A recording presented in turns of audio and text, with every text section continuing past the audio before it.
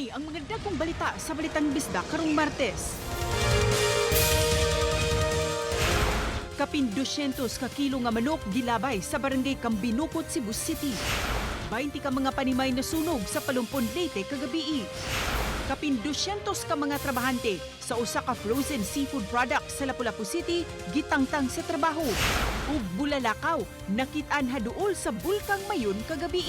Kini ang GMA Regional TV, Balitang Bisdak. Mayong hapon, ako si Cecil Kibod Castro. Gilabay daptin sa karsada ang mukapin sa 200 kilo nga karni sa manok sa barangay Kambinukot, Dakbayan sa Subo. Ano ang report ni Alan Domingo? Nabulabog ang mga mulupyo sa sitio Bungan, barangay Kambinukot sa Hilabihan, Kabaho, nga ilang nasingo sa ilang dapit. Gikan day kini sa daptin sa karsada diin gilabay ang hilabihan kadaghan nga karning manok. Mibante og kabalaka mga tao tungod kay nasayod sila nga naghatag og dakong peligro silang panglawas ilabi na sa mga bata ang baho nga ilahang nahanggab. Matod sa mga mulupyo nga Domingos gabi inabantayan nila nga adunay sakyanan nga niagi silang dapit og gituohan nila nga maoy nilabay sa mga karning manok. Nagkagulkol man ito ang sakyanan.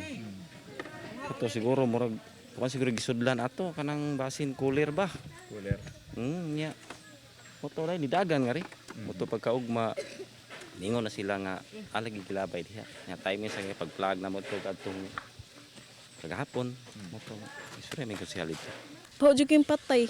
As in. Wala mo kaadto pero diri mabaho gini mo ang kabaho gini grabe yung pagkabaho patay jud. Balaka mo gapon. Dito mo ginadautan sa Wala gyud may adto kay kuya sa bata bitaw. Mangutala mi kung inyong rason nga nung hindi ninyo gilabay ang maong mga karning manok nga grabe nakapurisyo sa mga motorista, mga residente din nga pitiging bahua. Dini na sa karsada sa sitio Bungan, barangay Kambinukot, gihuwad sa wa pa mailhi nga perpetrators ang karne sa manok nga moabot matod pag 200 kilos.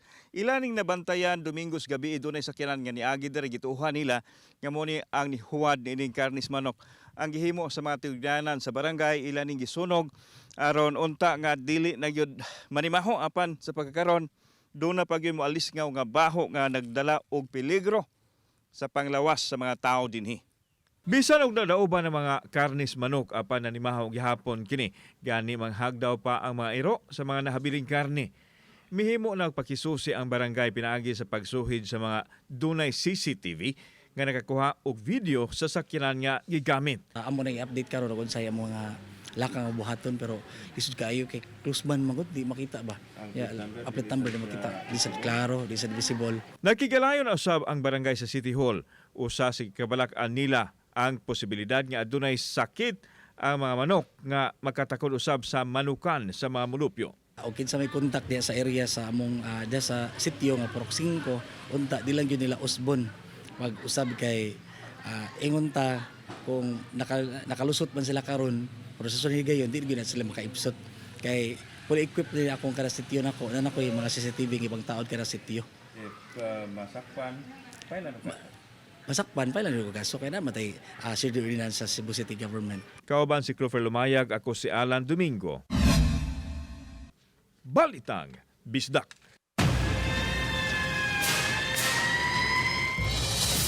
Nasunog ang moabot sa 20 ka mga panimay sa lungsod sa Palumpon, Leyte. Nahitabo ang sunog pasado alas 8 kagabi sa barangay Ipil nga giisa sa ikaduhang alarma o gideklarang fire out human sa 3 ka oras. Mitabang sa pagpaong sa kayo ang mga sakop sa BFP gikan sa mga lungsod sa Isabel, Villaba, Merida ug Matag-ub. Walay na-report nga nakalas o nasamdan sa maong sunog nga nagbilin ug kapin sa 800,000 pesos nga danyos. Padayon pang giimbestigahan ang hinungdan sa maong sunog.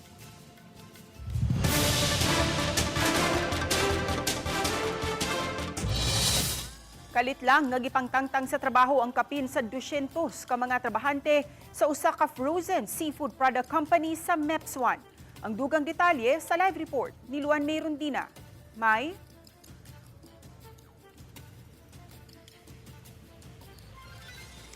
Ses ang mga apektadong mga regular workers gikan sa upat ka mga nagkadaiyang manpower services.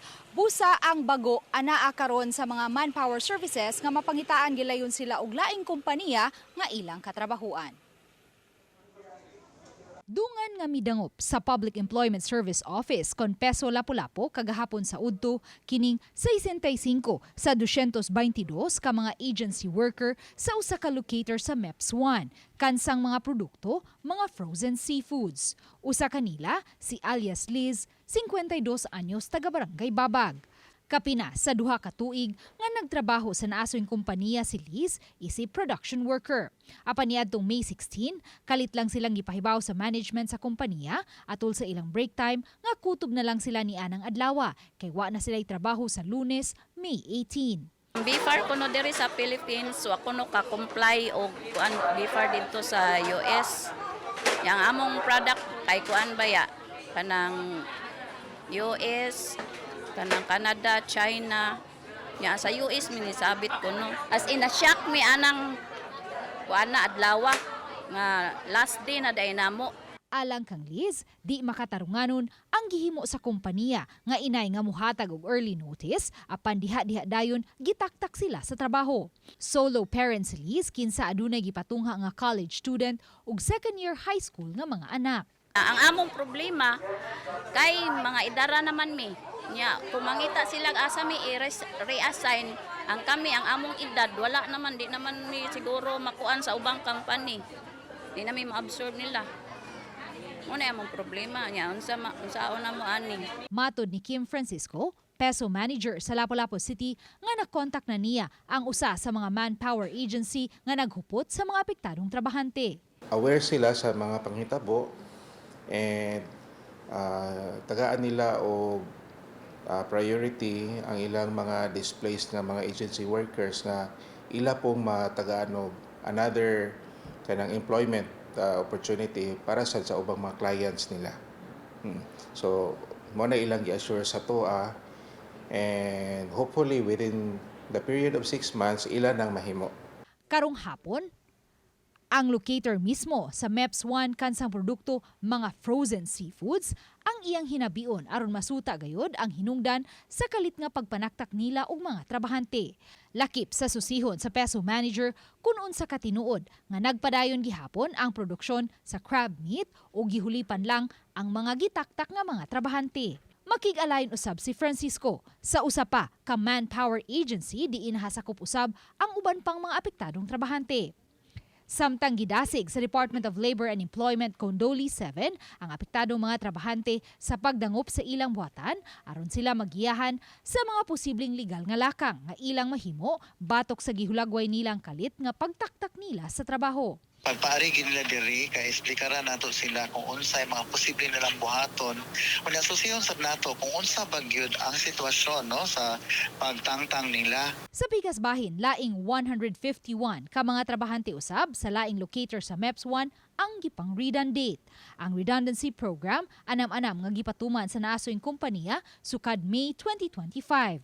Mismong ang kompanya ang nipadaog suwat ngadto sa Peso Lapu-Lapu aron matabangan ang ilang mga trabahanteng nawadan og trabaho. Nagpadala sila listahan nato sa mga affected workers aron hopefully matagaan sila assistance no og employment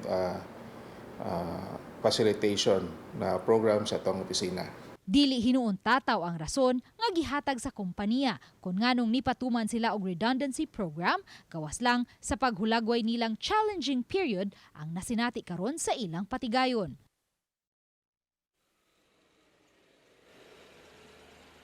Ses awhag usab sa Doli 7 ngadto sa mga apektadong trabahante nga mas maayong dungan sila nga modangop ngadto sa ilahang buhatan aron dungan usab silang matabangan sa pagproseso sa ilahang unemployment benefit ug mapaubos sa livelihood programs.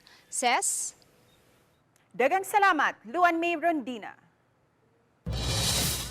Kritikal ang usa ka senior citizen nga nagbisikleta humandas magi sa usa ka negosyante nga matud pa hubog nga nagmaneho og sakyanan sa Mananga Bridge, Barangay Tabunok, Talisay City kagabi. Ini ang report ni Fem Ridumabo. Ang biktima mao si alias Benvenido, 62 anyos, nga taga Barangay Lawaan 3 sa Talisay City. Samtang ang suspect mao si alias Agas, 53 anyos, nga taga Linaw sa lungsod sa Minglanilla. Sa investigasyon sa kapulisan og sa City Toda, nagbisikleta ang biktima. Gikan sa merkado, nagpalit og kinilong bugas aron unta lungagon alang sa ilang panihapon. Sa iyang pag-abot sa Mananga Bridge, pasado alas 7 kagabi, kalit lang kining nadasmagan sa pick-up nga gimaneho sa matud pa hubog nga driver. Kining maong driver ni Angkon nga gikan siya nga nag-inom and then paingon iya sa pick-up and then paingon na sad siya mo pauli. Patod pa niya sa investigation nga wa dayon kuno siya makakita sa maong nagmaneho sa maong bisikleta hinungdan nga iya ning naigo. Diha na sad siya nakabantay nga nakaigo siya sa dihang naay may lagubo unya murag ni untol ang iyahang sakyanan. Daling nadala sa tambalanan ng biktima kinsa padayon pang giobserbahan, human nakaangkon og samad sa ulo ug sa ubang bahin sa lawas. Ang suspect ang gikustudiya sa kapulisan ug daling nakahangyo ang City Toda sa Land Transportation Office o LTO-7 kagabi aron mapaubos kini sa liquor test. Og tuod man nagpositibo kini sa ilim nung makahubog. Hinungdan nga bisan kung nakigsettle ra ang pamilya sa biktima ngadto sa driver. Kay nipasalig kini nga abagahon ang galastuhan sa pagpatambal sa biktima. Pasakaan gihapon kini sa City Toda og LTO-7 og kasong kalapasan sa RA 10586 o Anti-Drunk and Drugged Driving Act. Dugang nitumulak nga seryoso sila batok sa mga driver nga magmanihong nakainom o ilim nung makahubog. Upat na ka mga driver ang napasakaan sa City Toda sa maong kaso tungod sa drunk driving. Drivers nga nagmaneho labi na gyud og katong mga nakainom palihog ato og likayan nga mosud ta dinis Talisay ug ma-involve ta og disgrasya. Kay kami sa City Toda inabagan sa LTO seryoso kaayo ining maong problema. Tungod kay sagad sa mga disgrasya nga nahitabo dinis Talisay ug sagad sa mga nangamatay sa aksidente pulos gyud nakainom. Uban ni Godfrey Relien, Femari Dumabok. Balitang Bisdak. Gibantayan karon sa Pag-asa ang usa ka low pressure area sa gawa sa Philippine Area of Responsibility ug aduna kini dakong kahigayunan nga mamahimong usa ka bagyo sa mosunod nga 24 oras. Gipanglantawan usab kining makasulod sa PAR karong Huwebes o kaha Biyernes ug pagatawgon unya kini og bagyong Doming. Hinuon matud sa Pag-asa menos ang kahigayunan niini nga landfall sa bisan asang dapit sa nasud. Apan ang trough niini mohatod og mga pag-uwan sa silangang bahin sa nasud. Sa Central Visayas, maayong dagan sa panahon hinuon ang masinati ning mosunod nga mga adlaw. Apan may masinating mga localized thunderstorms matag karon ug unya. Nakita nato this week, Central Visayas including Cebu Province, generally fair weather ta, but more than 50% chance kining masinati nato ang mga localized thunderstorms. Katong previous days na nakasinati ta mga thunderstorms that is localized and isolated, naghatag og mga moderate to at times heavy rain. So, precautionary measures gihapunta sa hazards ng mga thunderstorms. Kini ang GMA Regional TV, Balitang Bisdak.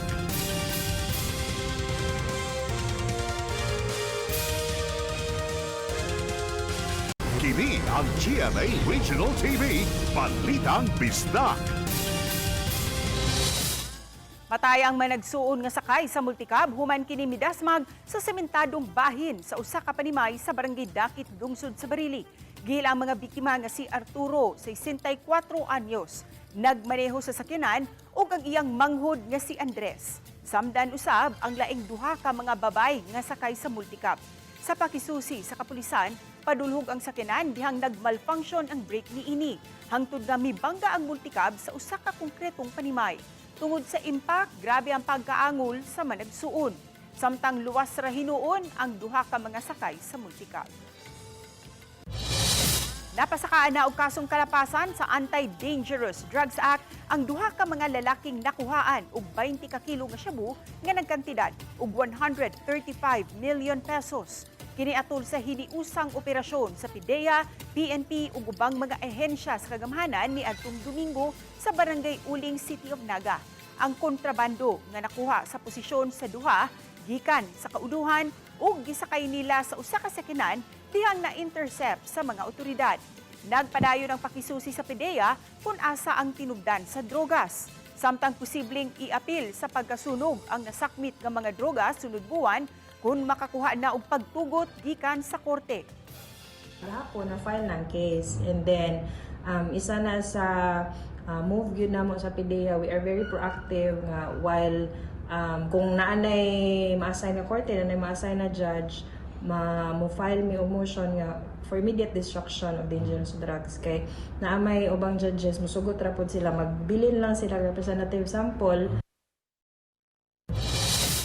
Busy na ang mga eskwelahan sa Talisay City alang sa enrollment, brigada ug balik eskwela. Samtang sugda na usab ug pagpahimutang ug mga police assistant desk sa mga eskwelahan. Ano ang report ni Fem Ridumabo? Daw balik klase na sa Talisay City National High School. Kay dagsa na ang mga tinunan di nang uban gikuyugan sa ilang ginikanan ug guardian. Matod sa principal nga si Judetho de la Cuesta, nga sugod pa lang niadtong Mayo 18, nagpahigayon na sila sa full enrollment. Napanlantawan na nila nga moabot sa 6,000 ka mga tinunan ang magpa-enroll sa maabot nga school year.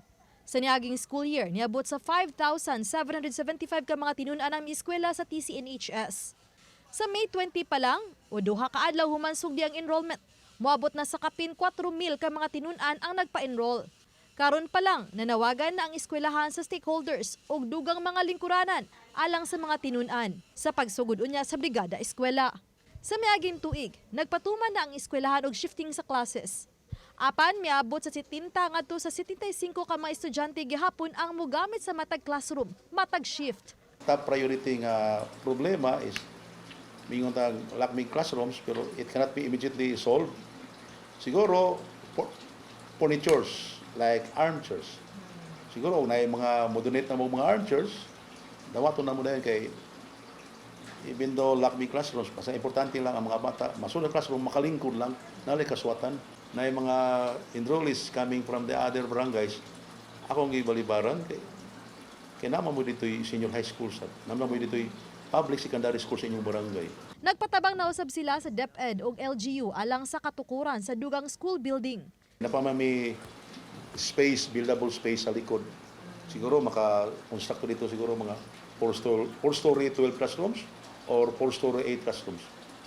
Nagtawad lang may mas agyot magsugod. Samtang kapin sa dulan 800 ka mga tinunan sa incoming grade 8 o grade 11 ang padayong gipaubos sa Aral Summer Program alang sa Reading and Comprehension ug Math and Science. Samtang miabag usab ang Talisay City Police sa pagpatunhay sa peace and order palibot sa mga eskwelahan.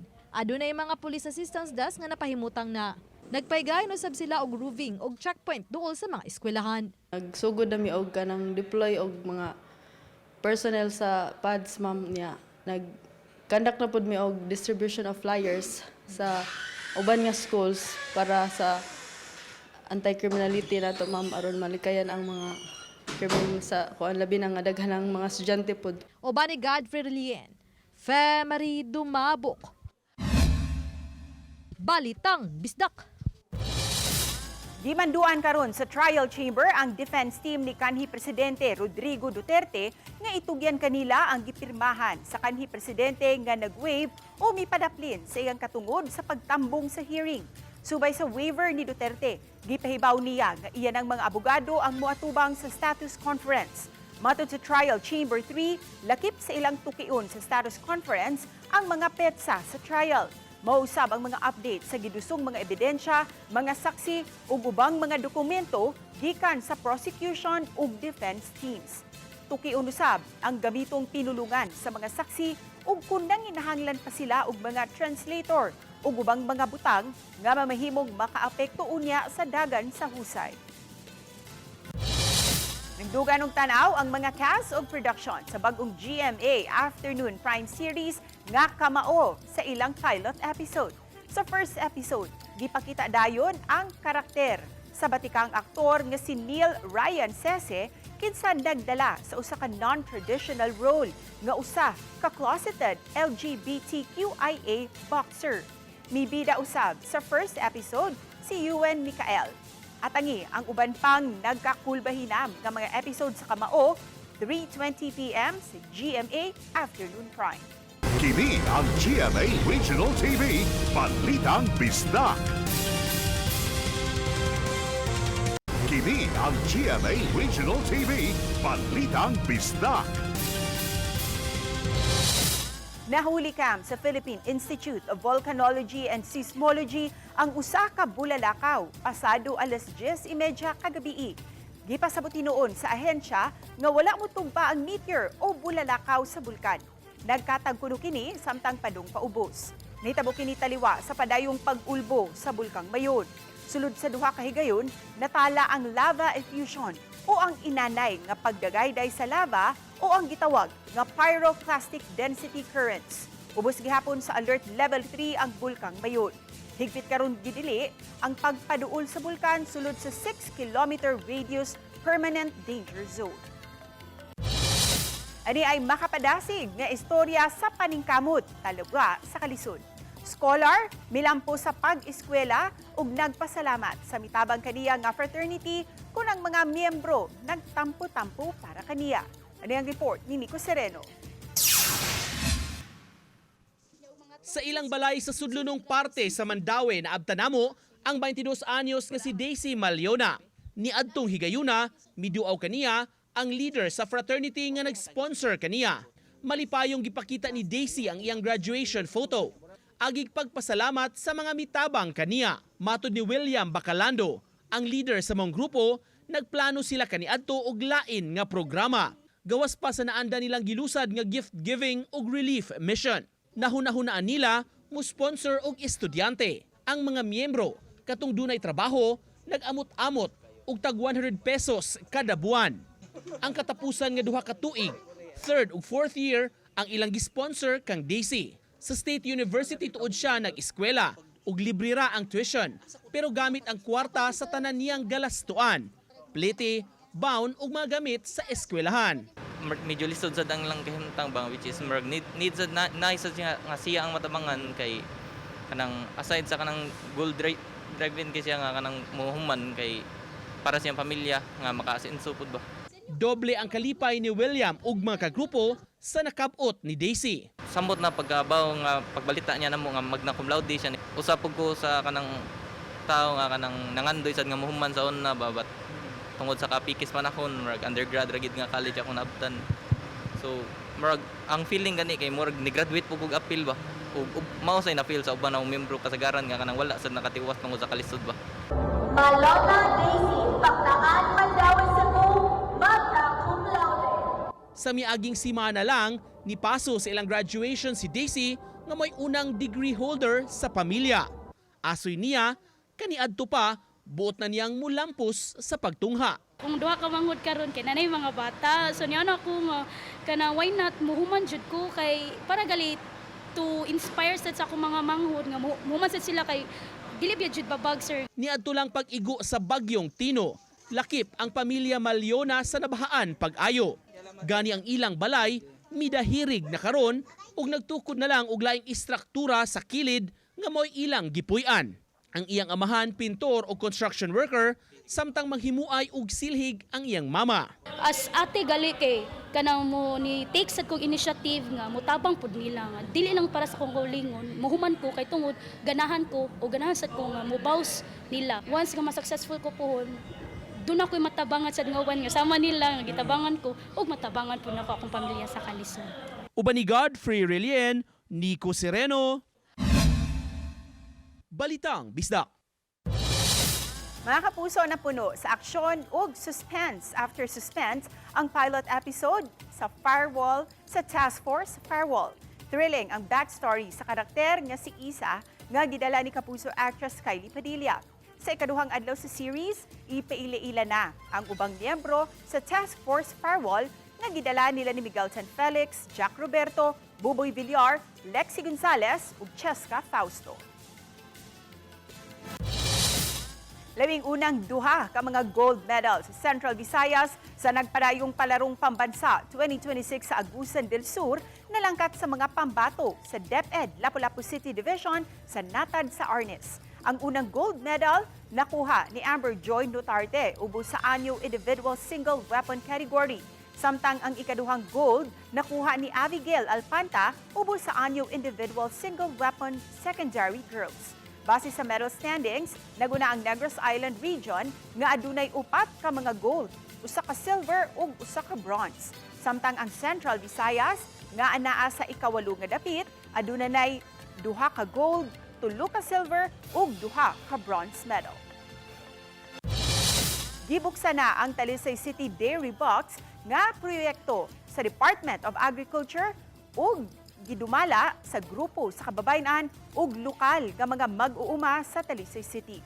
Matud ni Talisay City Mayor Samsam Gulyas nga ang mga produkto gikan sa mga Farmers Association sa Campinsa Manipis Multipurpose Cooperative nga maoy napili sa Department of Agriculture Philippine Carabao Center nga maoy mudawat sa mga kabaw nga gamiton sa paghimo og gatas. Ang gatas nga makuha sa mga mag-uuma adto kini paingon sa women's organization nga maoy mo process ug mamaligyan niini.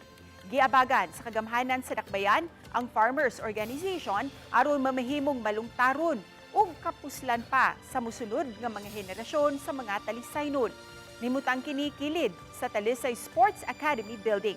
Dinhi gibaligya ang fresh milk, ice cream, pan, dairy, candies, sama sa pastillas, farm-based chips ug crackers. Dugang pa nga ang pagsuporta sa local dairy products sa marausab nga gisuportahan ang mga mag-uuma, kababayan ug ang tibuok komunidad. Samtang ang maong mga produkto paliton usab alang sa mga supplemental feeding sa mga bata.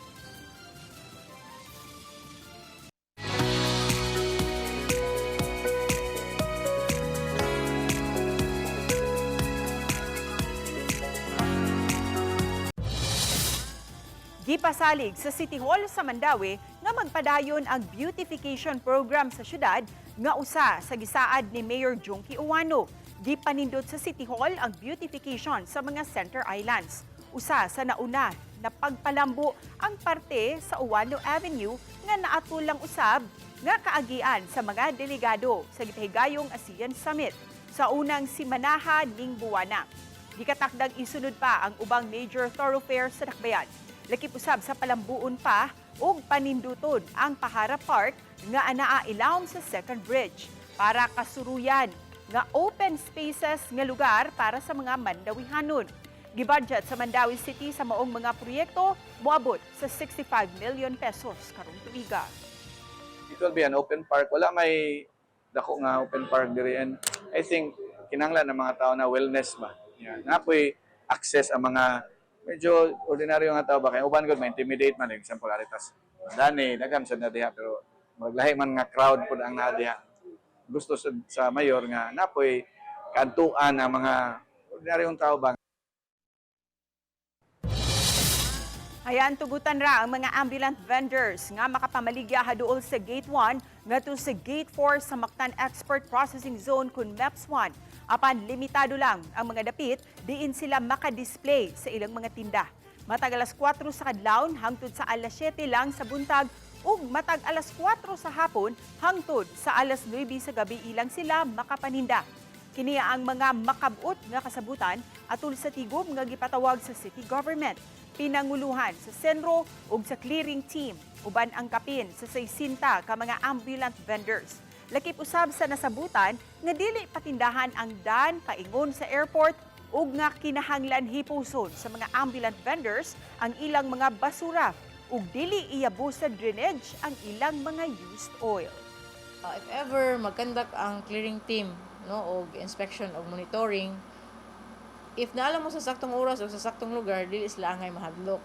But if kung mula pa sila sa oras or di sila mutuman, expected yun nga i-clear yun sila balik.